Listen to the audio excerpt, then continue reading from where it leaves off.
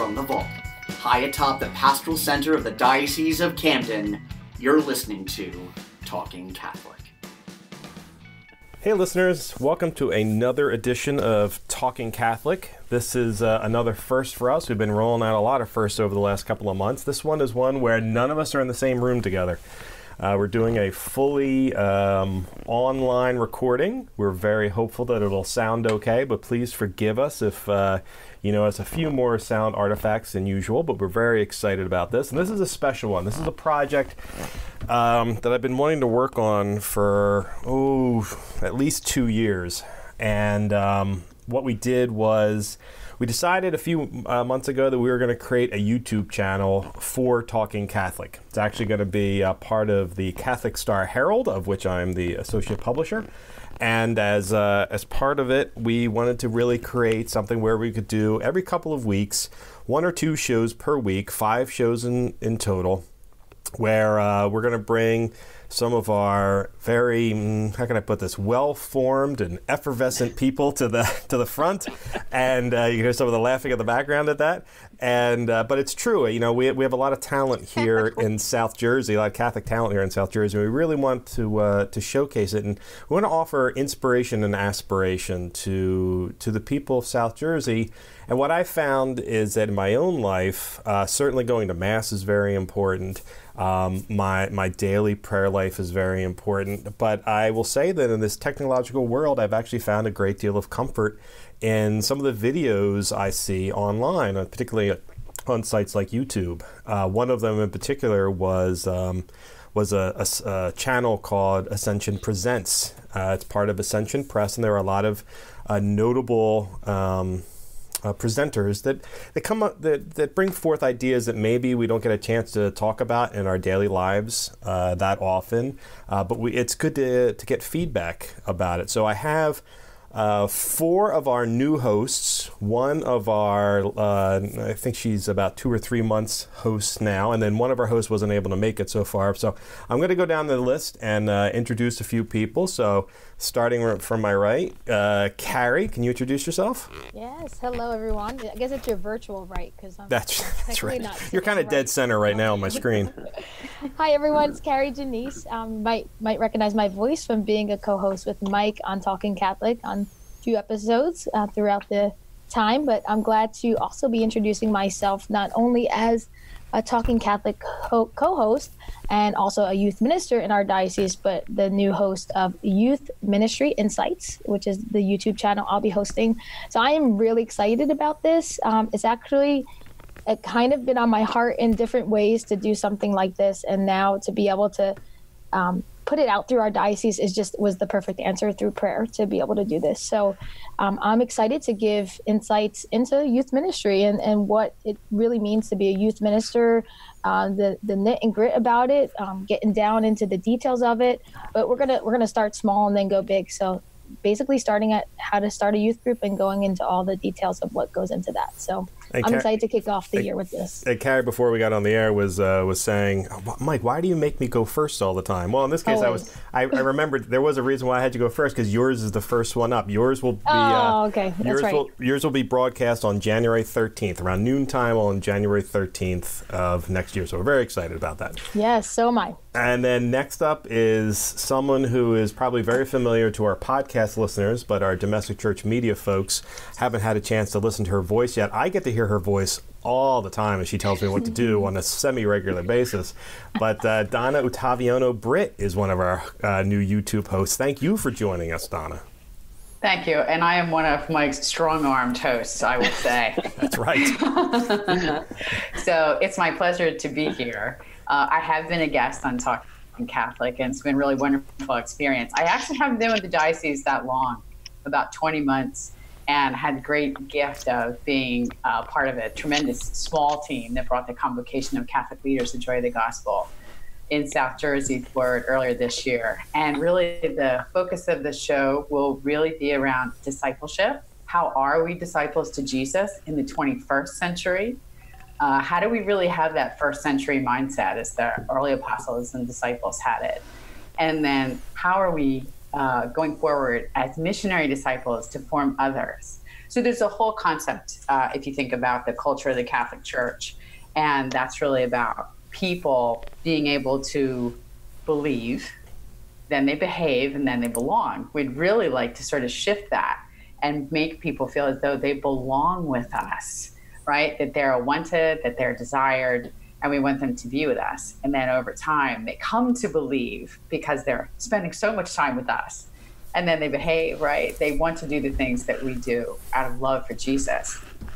So we're going to spend some time in the show talking with people across the diocese and actually across the nation around what they're doing to be a church that's on mission, that moves outside of its church doors and engages with the culture and engages with those who are most in need of Jesus. So we're going to talk about all kinds of new ideas with that first century mindset.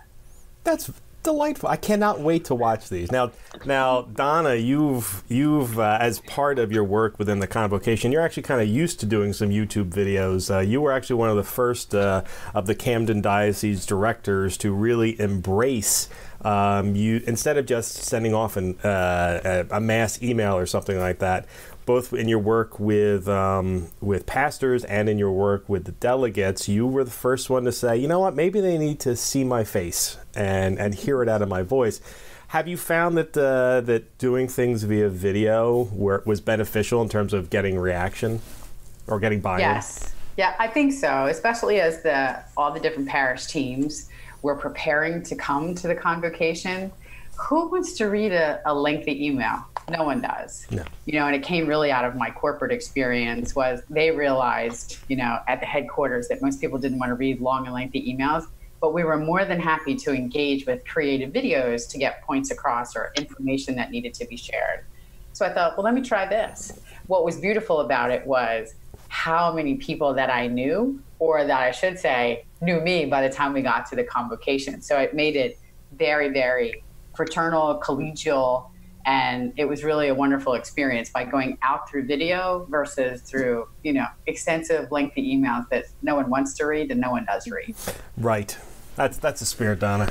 But if you get an email from me, I want everyone to read it, even though Donna was the only one that didn't read the email I sent to her about putting her headphones on before the thing started. So, but thank you for doing it before we actually got to it. That was lovely. So our next host is someone who has kind of followed your lead a little bit, Donna.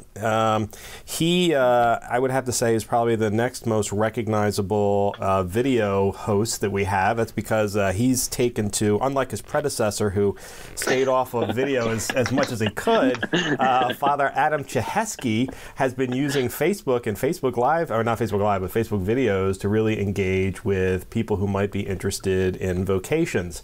So, Father, can you introduce yourself and what your show will be about?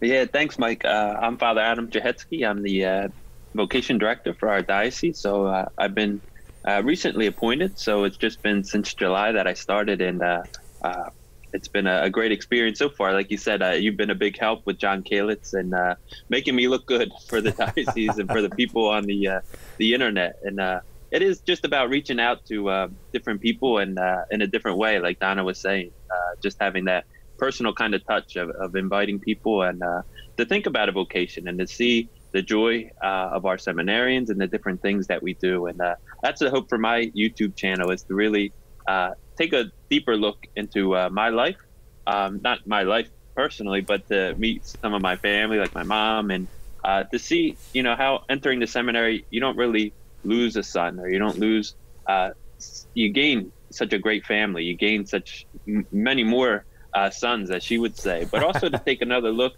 at, the different things that we do throughout the year. So there's one on the iRace about getting ready to run for vocations, look at the seminary, but also want to talk to different people about their own vocation stories and how they were led to the life of a priest. And it's, every priest has a different story, and there's so many priests in our diocese that are willing to share, and especially with our men too, as they prepare for ordination and as they get ready for the big steps in their life. It's so important to hear from them and to see that hope and that future of our church as well. So there's a lot of different things that I want to be able to do. So hopefully it'll be a good channel. And the title is What a Life.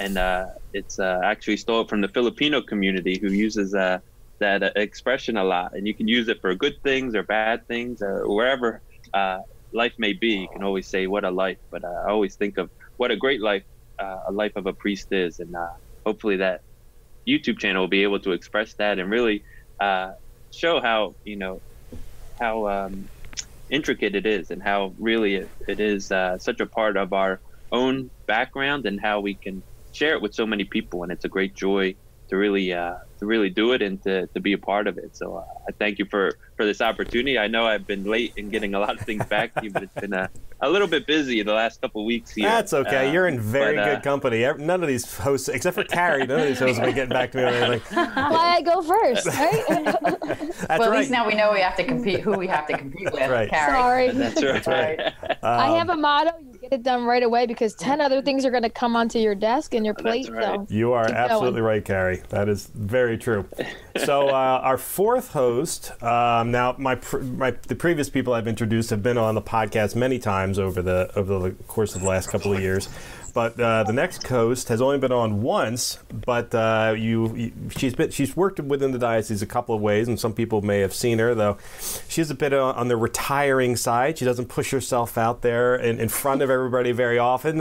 It took a little bit of arm twisting to get her to do that and boost her confidence a little bit, but I'm very excited to introduce Star Martinez. Star, can you tell us a little bit about yourself? Yeah, hey Mike. My name is Star, or officially Estrelita Martinez is my government name. I am the young adult director for the Violent Catholic Collaborative, and specifically I work with Catholic Millennial Ministry right now. And my YouTube channel is really just pretty much an outlet for young adults so that they're able to listen to topics within the church and the faith that are relatable, and just make it relatable to their everyday life. You know, things like confession, those things are scary, things like feast days and within the church that maybe not a lot of young adults know about. Just certain topics that will make everything a lot more understandable and just brought down to their level, and just make it more interesting for them, because right now we're facing a lot of young adults who are just disinterested and really just want something that just makes sense to them. And so I really hope that this is an outlet for them to kind of just sit back and say, oh, well, maybe faith isn't really a bad thing, or, the Catholic Church, my faith is really important to me. And by learning these different things, I'm hoping that they're able to just become more interested and more involved in their faith, and become empowered as young adults within the church, because they can make so much change. Really, I have a lot to offer as young people, and so my hope is that this will empower them to really just to get involved. And you're sort of working in that demographic, and I think Donna and the rest of the crew and Kari and Father Adam, actually all of our hosts, I don't know why I'm calling them out by name, might agree with this, is that you're working with that danger demographic that is the most likely to walk away from the church. Correct. Where you've just left high school, you're no longer under your parents' thumb, and it's so easy, and historically this is proven true, it's so easy to walk away from the church unless there's some anchor bringing you back. I was fortunate. I happened to become friends with and then start dating a woman who was very tied into her church, never really ever left, because she had been part of the Newman House at Rowan University, and then she had this very strong group of friends who were very Catholic. And I'm convinced that I would not be where I am today if it hadn't been for me meeting that woman and then eventually marrying her, but just as importantly being within her circle that brought me back. And what I found was that it wasn't, as a young adult, it wasn't so much the Mass that saved me from moving away. The Mass will always be important. I'm not suggesting otherwise, but that the Mass is one element, and it requires a great deal more. And I'm very excited that your show is going to be dealing with those young adults, because I know how tricky it can be, and they need good content and good role models to be successful. Not that the other And that's not to suggest that the other demographics don't. We just know that the young adults are in the danger area. So our fifth new host, unfortunately, could not make the call tonight. She was called away at the last minute. Her name is Alexis Keefer. She goes by Lex. Her show, she has a very unique backstory, which there is no way I can possibly do justice to it, other than say that she has had a lot of medical issues over her life. Matter of fact, one just recently that's pushed back her start date a little bit for us. She has several chronic issues that she's learned to not so much overcome as much as learn to embrace and make them part of her daily life. She's a brilliant young woman, very, very strong in terms of her spiritual formation, but also very understanding of the world. And because of her life, she sees things in the world far differently than, say, a jaded, bitter PR guy would. And I only met her once, and I was so taken with her that I really thought it was important that she might be someone that other people would receive inspiration from, and her stories and the manner in which she views the world.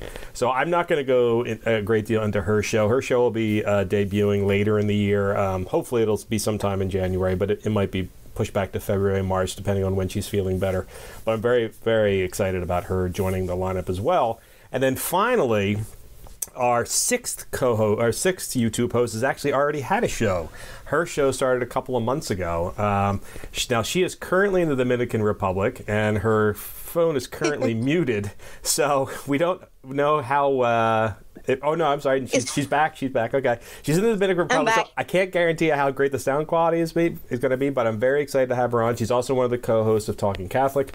Her name is Marianela Nunez. And her show that's been on for a while is Compartiendo Tu Don, a show that I help produce with her. Now, for everyone else, all of my other hosts, before I let her speak, because I might not get a word in edgewise afterwards, I'm going to tell you that it took 2 years of working with Marianela to finally get her to agree to do this show. So you've all been basically working on this idea for about 4 months, but for her, I tried twisting her arm for a long time, and once we finally got it up and running, it's been stellar. We've had one screw up on my end on a recording thing, but we were able to salvage the audio. But how many episodes are you in there? Actually, before I get into that, Marianela, introduce yourself.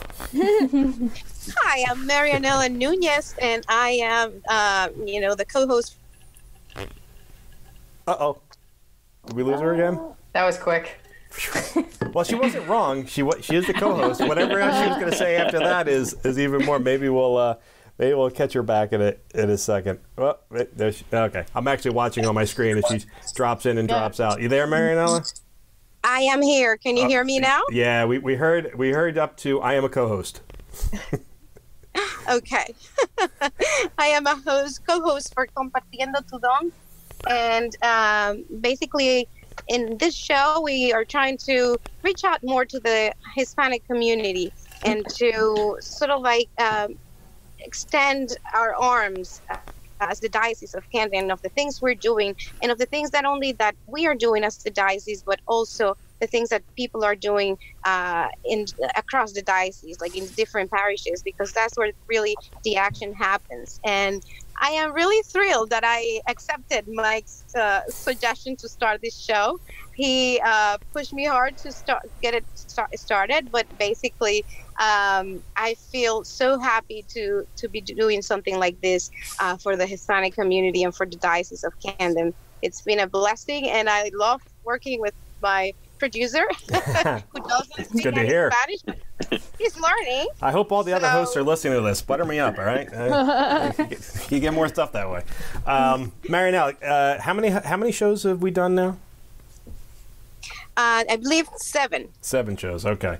And it's Spanish language only. And we are going to do number 8 on the 1st of January 1st. It's going to be number 8. Yeah, and that's an important one. The 8th episode, we talked with Rod Herrera, who's the director of the Office of Child and Youth Protection. We've done a lot in the English language side, with really promoting all the work that the Catholic Church does to protect young people in our parishes, in our schools, and in our ministries. But sometimes because of, I will admit it, my communications department is primarily Anglo. We don't have a lot of Spanish speakers, so it's hard for us to create a lot of content. The Office of Hispanic Ministry does a very good job, but certainly they're also very much tied up in other work as well. So one of the reasons we created this YouTube show was so that we could bring a lot of the stuff that my office does to promote the work we do in the diocese for the, but it's all English language, primarily English language. We wanted to make sure there was an outlet for Spanish language and something that we could really push and move things along. And I have, as you have all learned, I have a great deal more influence in twisting people's arm out of my office. So having an outlet in the Spanish community, or Spanish language community, I think is important. Marianela, can you talk about some of the guests you've had on the show? Oh, and you might want to mention your co-host. He's pretty good too. Of course, very important. Jose Rodriguez is my co-host, and we have a great time together talking to people across the diocese and the different ministries where they are and how they serve. And the meaning of Compartiendo Tu Don is like sharing your gift. And we always ask people what their gift is and how, they're sharing it with others and with our church. So it's been a wonderful experience. I think people are enjoying the show. It's a little bit long for a video show. Yeah, that's interesting. Our typically when I came up with this idea of doing these YouTube shows, I had it in my head for them to be about 5 to 10 minutes long. No set time. That's the beauty of doing things online. You don't have to have a set time. But for Compartiendo Tu Don, it actually is a bit more of a marriage of a YouTube show and an interview show like Talking Catholic. So whereas the rest of these YouTube shows will be between 5 and 10 minutes, Marianela's show has gone between 20 and 30. And actually, you're getting much longer, I've noticed. I think every episode has been a few minutes longer than the previous episode, Marianela. But I think I'm okay with it. Yeah. I have to keep watching our timer, Mike. But the guests have been good. You've had Women Religious. You've had Andres Arango, the director of the Hispanic Ministry Program. You've had a couple of priests on. And the difficulty for me, of course, is even though I made a New Year's resolution in 2019 to learn Spanish, yes, I have not been successful. I have, however, been able to, as being your producer in the room, I've used osmosis to learn a few Spanish words, but I really need to do better. So I downloaded a new app, Marianela. I was using Duolingo, and now I'm using Babbel. So I'm going to give Babbel a try in 2020. I have to check it out to see how good that is, Mike. Okay. It says it was highly rated on the iTunes store, so I figured I'd give it a try. Mike, I have to invite your listeners, because if they don't speak Spanish, the last show we did with Edward Facenda, who is the choir director for St. Joseph Cathedral Parish, he sang a beautiful song that even if you don't speak Spanish, you'll be able to enjoy. So please check it out, people. It's Compartiendo Tu Don on YouTube. Yeah, I'm sure Mike is going to post all those links on our website. Absolutely. So, yes. So the next question I have is sort of like a question too is, well, why are you doing this? Now, I have my own feelings about YouTube show and what's called new media. Traditional media would be broadcast television and newspapers. New media is basically everything that happens online, primarily. This podcast, for instance, the YouTube shows, things of that nature. So particularly to Kari and, well, once again, why am I breaking this down? Kari and Star, you both work with young people more frequently and younger people than the rest of us on a regular basis. Have you noticed that things like YouTube shows and social media are stronger avenues than other ways of communication, and in addition to communication, but other ways of educating young people? Yes, it's like the only. Definitely.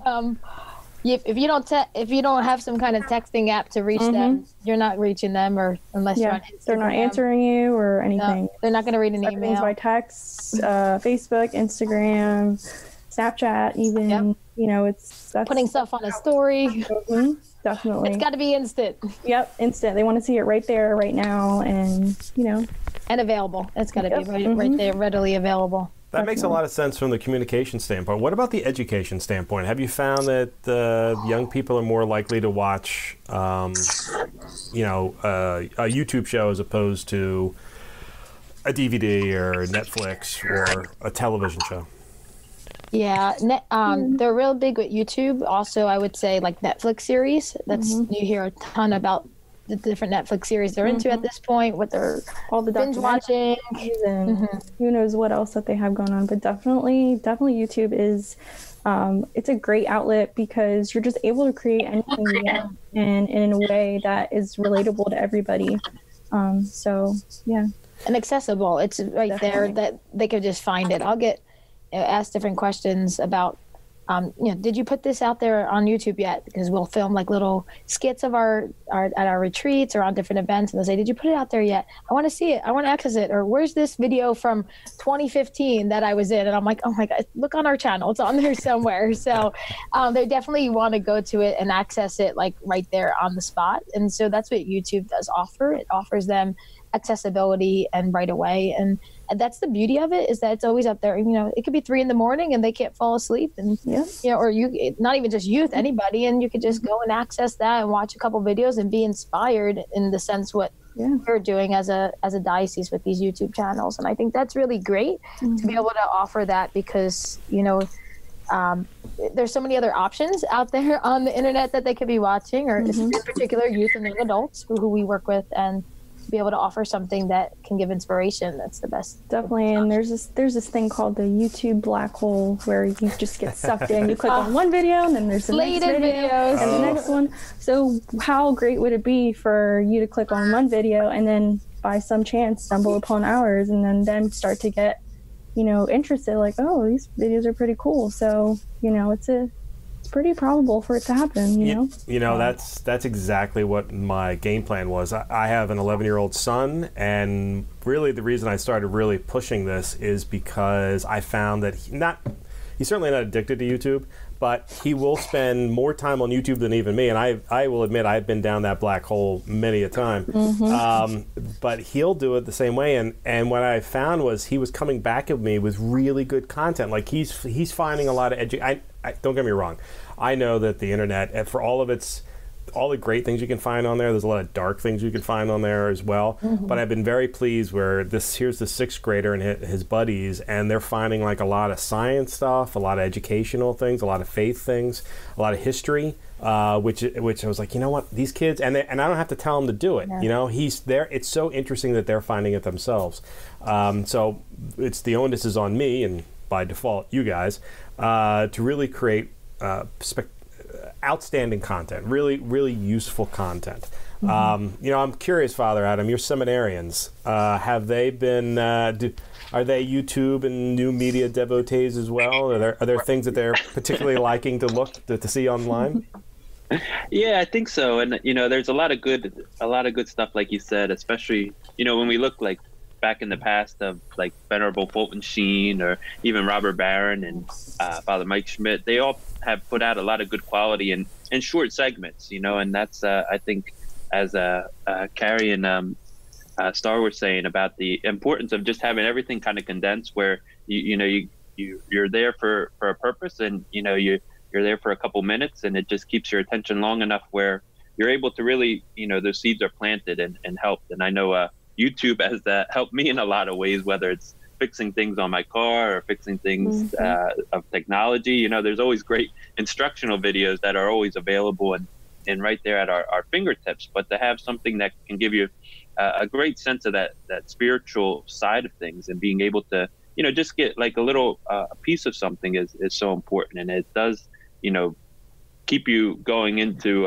hopefully not that black hole, but hopefully into something that is going to really, like you said, make ourselves better, kind of promote ourselves through our faith, and just having that great connection and being able to reach so many people in this time of technology and our community. And it's just, I think, a great example. And I know our seminarians would, in the seminary, we used it a lot, just to, for homilies and things like that, you would get online, and you would be able to hear different takes on things, and especially with the Spanish language. I know I listen to it a lot, trying to pick up things, and especially in homilies, and to see the way they deliver things, and to see the way that they're able to share things. It makes a big difference to see, their approach to it, and how, I have to kind of, follow that example and try. It's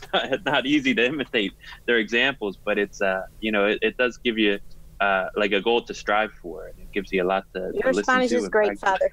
Father. Poco a poco. So, little by little, we're getting there. I'll have to have you in my show. Yeah, necesito practicar con ustedes y practicar mucho más en el futuro, como Miguel y su decisión a estudiar español. All right, you've just talked yourself into a guest spot on the show. Matter of fact, I might make you the producer. What was that app again? Babbel? I need to get that because I don't know what he said. So Donna, go ahead. I speak perfect Spanglish, so it comes into. We can do that, Father. I'm sorry for my connection. So Donna, you're our resident dealing with adults on a more regular basis than young people. We talked about it a little bit, that, when you were sending out your video emails, that people seem to be more likely to respond.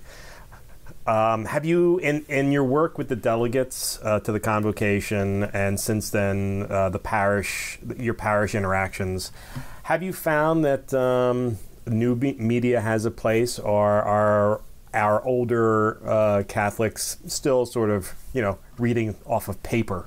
The Philistines.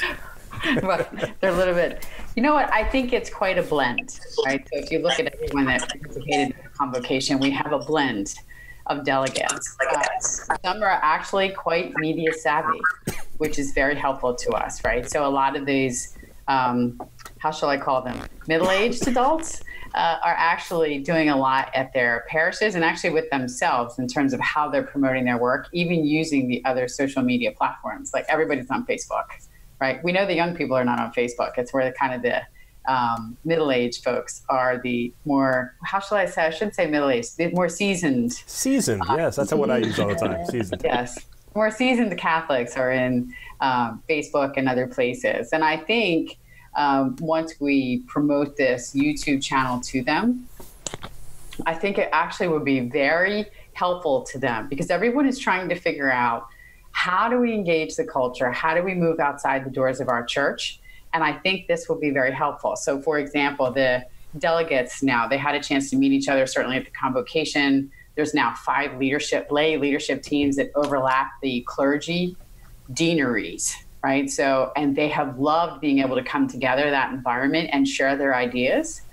This actually will allow the sharing to go even further.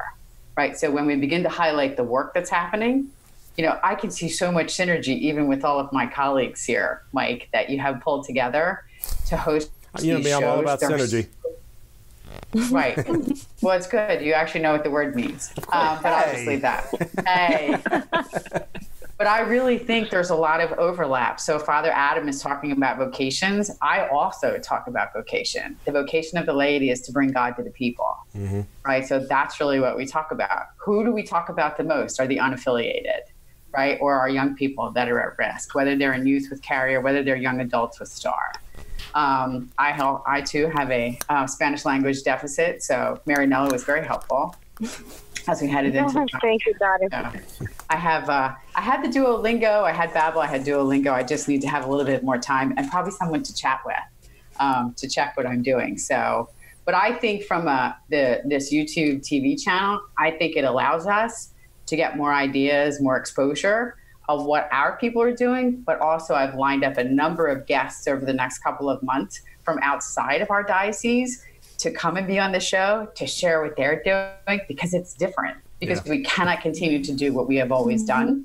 We're still Catholic. We're not changing the teachings of Catholic Church, but we have to find new ways to engage here in the 21st century. So I often will talk about, what is your personal mission? You have been uniquely designed by God to accomplish that mission.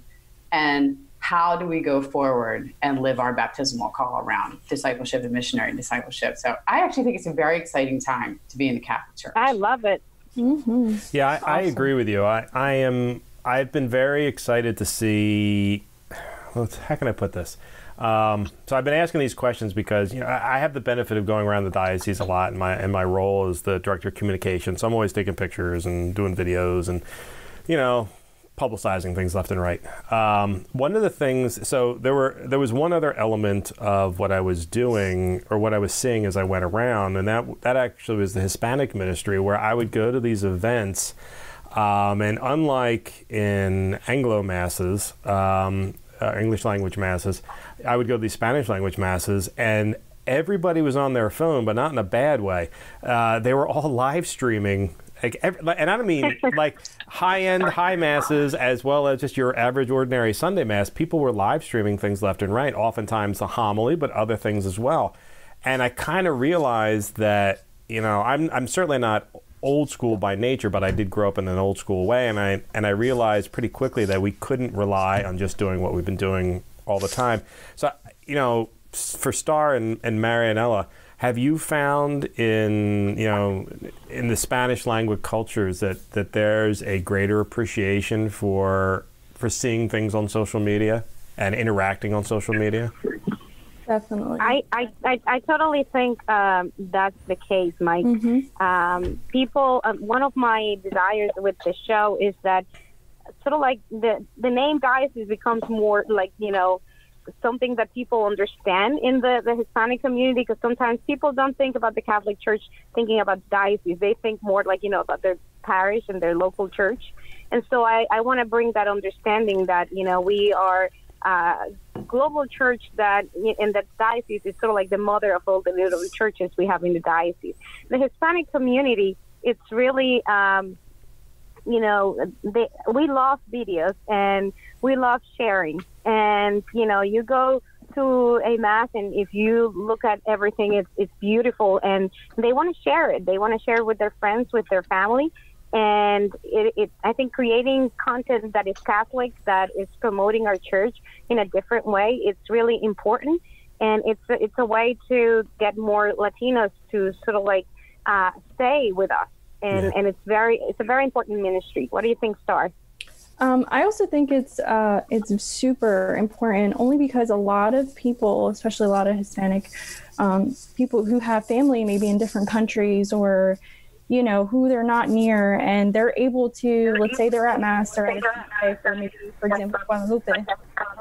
You know, a lot of them have family in Mexico, and so the only way they're able to connect with their family is through live stream on Facebook. And so it's very vital that we stay connected, you know, through social media and stuff like that, because that's maybe for some people that is their only way to connect and to share their faith through video or, you know, pictures, stuff like that. So, you know, that makes a lot of sense. And even that was something I hadn't considered before was you're absolutely right. The Hispanic culture still predominantly, or not predominantly, but still a great element of recent immigrants to the United States. And that's very true. It is a great way of streaming something back. The other thing is, you know, I go to a lot of Latino masses. I was just at the Our Lady of Guadalupe Feast Day masses.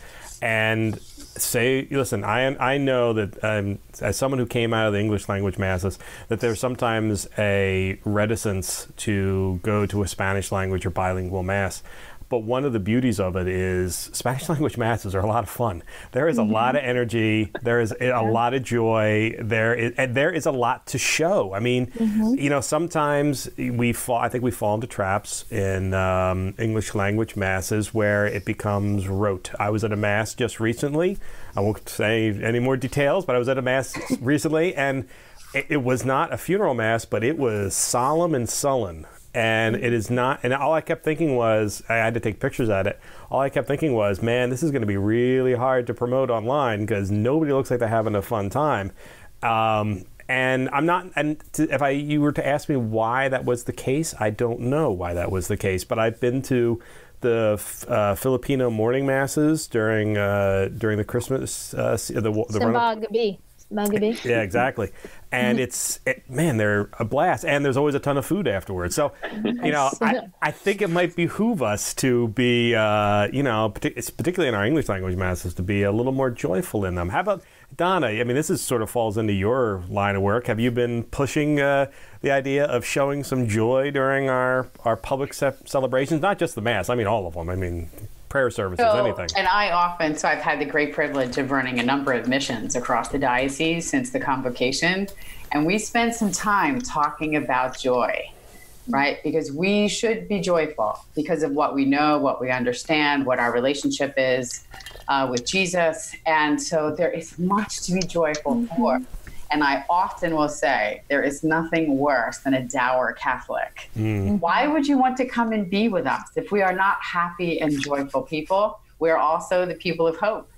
And we should look as though we have some hope, right? So in all of the different things that we're trying to do across the diocese, all of these really wonderful people doing some really yeoman's work in the parishes now to create a different kind of an environment.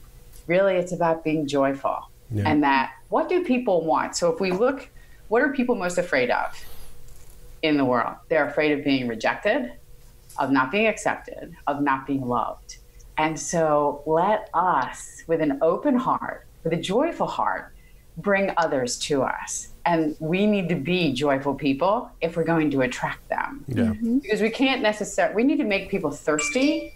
You can't make them drink, but we can surely make them thirsty by being joyful, by attracting them in to what is good and what is true and what is beautiful. And I think that's us. We just don't do a good enough job of sort of radiating that to the outside world, if that makes sense. It does. Sure. And it's also the reason you six were tasked with this job, is because I can never be one of these hosts because I admit I'm not one of the joyful ones. I realize that. I know my limitations. But I also know that it's important to showcase joy. And I think all of you do it in your daily lives on a regular basis. And I'm really very excited to see what kind of shows you bring forth.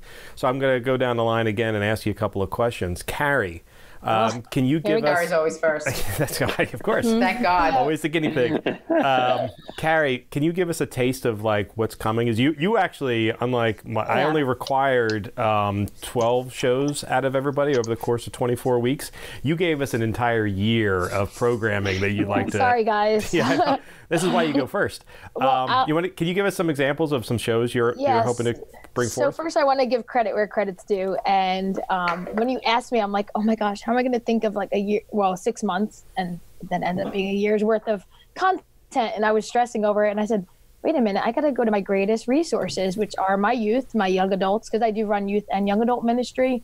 And the young adults that are currently in it have mostly come through the youth ministry program. So I held 2 meetings on 2 different nights and invited them to come and just chat and say, hey, what comes to mind when you think of youth and young adult ministry, when you think of the ministries you've been a part of, what would be interested for other people to hear about that are interested in starting a youth ministry program in their parish or enhancing their one that they already have. So they just, it was left and right spitting out details of different things. So I was able to come up with a year.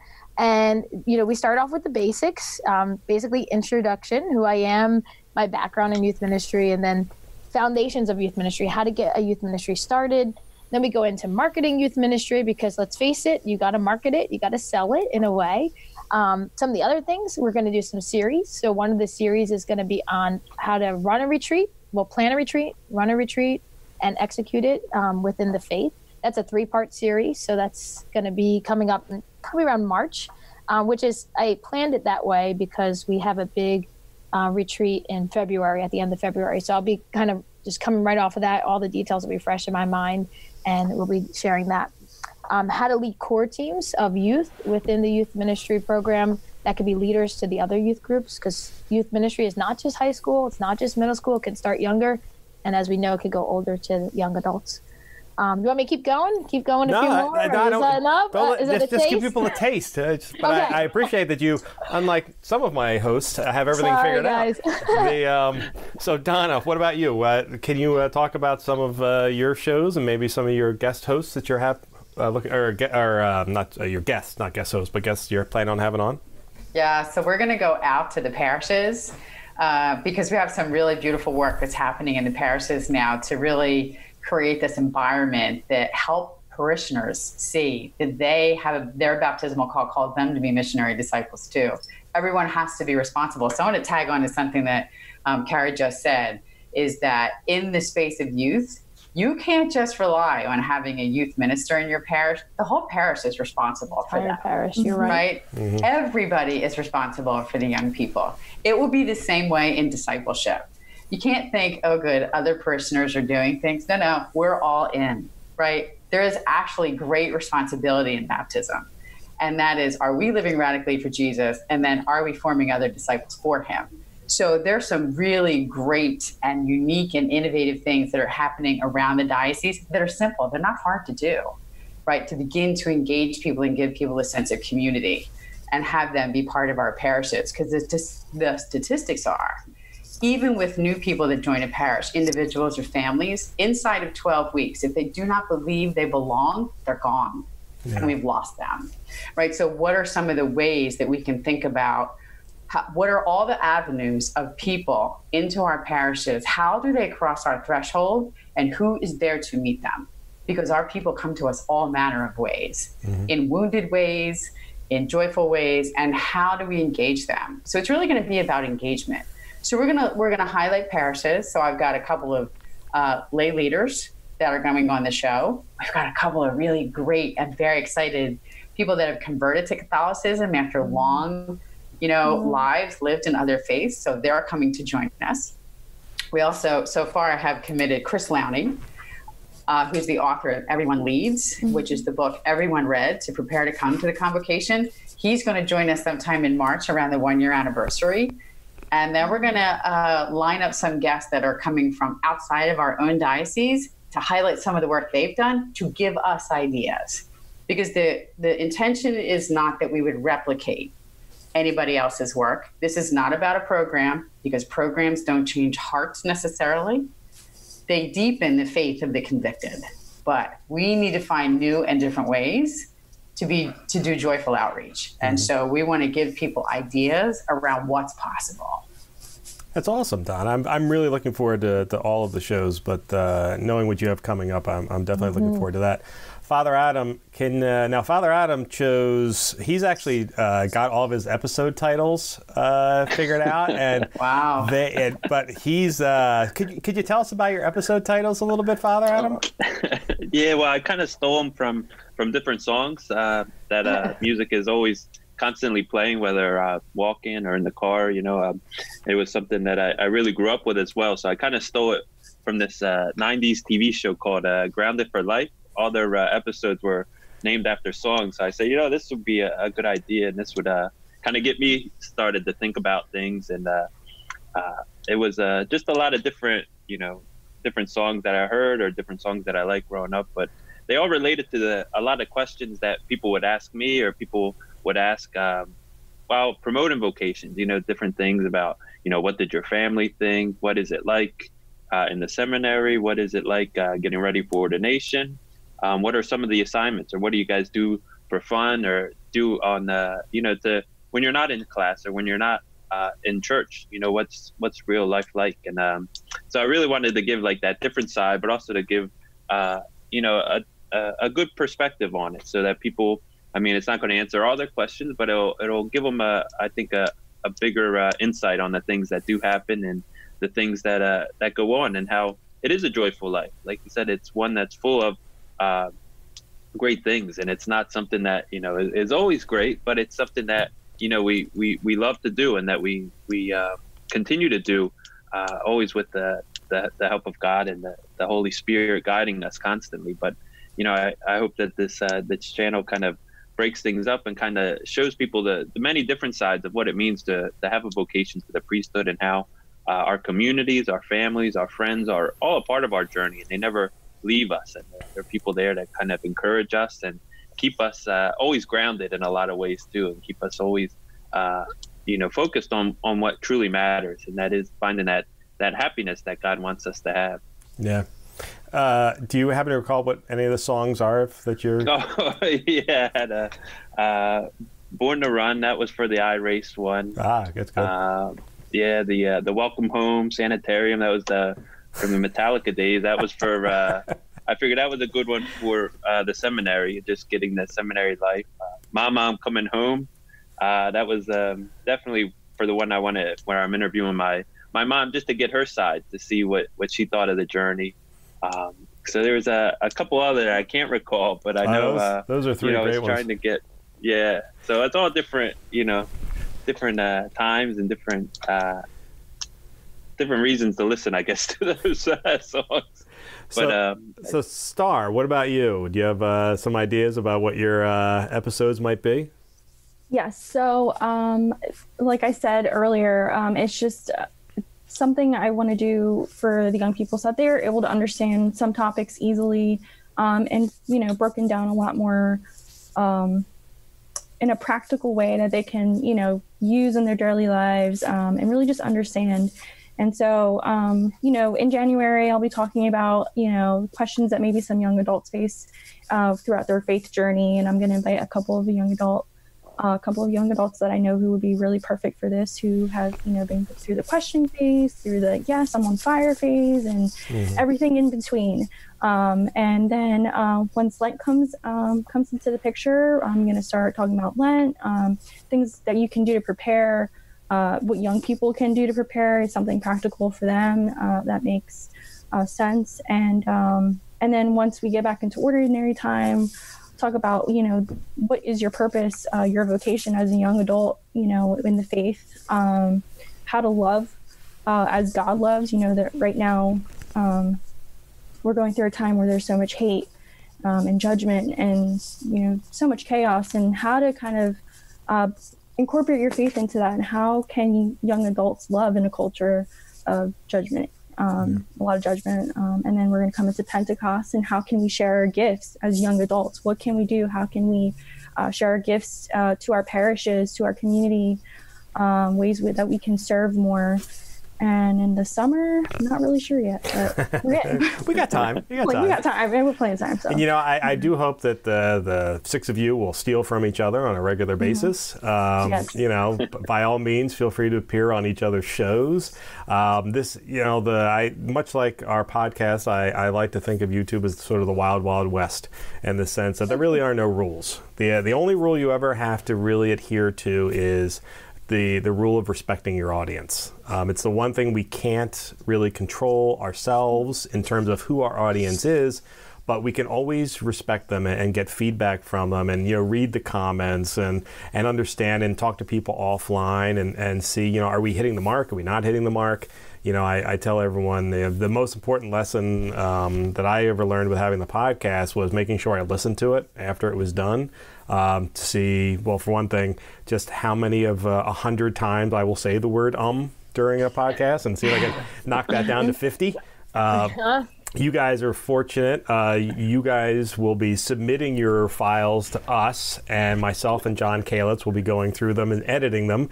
So unlike the podcast, which I do virtually no editing on, your shows will be doing quite a bit. So they'll be a bit more polished than they are. You'll each have your own logos. You each are going to have, and these are things you knew, of course, but you're all going to have your own social media channels. The YouTube channel is going to be one primary channel. It's going to have all the episodes on it, and that'll be right now it's called YouTube Talking Catholic YouTube. It doesn't have a vanity URL yet because we need to get 100 subscribers to do that, but we'll have eventually it'll be YouTube / Talking Catholic. We're actually also going to be looking to build a dedicated website. So you'll go to that one website and you'll be able to find all of the shows at the same time. You'll be able to find the Talking Saints podcast, the Talking Catholic podcast, Compartiendo Tu Don, and your 5 shows as well. So we're really looking forward to it. We really want to, our goal was to create sort of a regionalized EWTN. Something that's available for everybody. We certainly would love to see this become out in the real world, every place. But we also know that people in South Jersey and New Jersey in general, maybe Philadelphia, will take an interest in it. I can tell you that Father Adam we're able to track on our podcast where people are listening to it. And historically, one of our biggest listenerships is in Rome. So we know our seminarians are listening to the show. They actually tell us that it helps with homesickness every now and again to hear some familiar voices on the podcast. So I suspect YouTube will have the same effect. So we got about 30 seconds. I just want to thank you all for agreeing to. We're recording this late on a Friday evening. All of my hosts decided to join. Marianela Nunez, I've had to mute you because a lot of sound was bleeding in, so I apologize for having to do that. But thank you very much for joining us from the Dominican Republic. And Donna has to run to some sort of event she's hosting in her house right now, so we gotta tie things up right now. But thank you all for coming. I hope everybody has a wonderful new year, and I'm really looking forward to this hitting the mark. And the first one comes out on January 13th, and it'll be Kari, Janisse. Good night, everybody. God bless everyone. Thank you, Mike. God bless. Bye. Merry Christmas. Merry Christmas.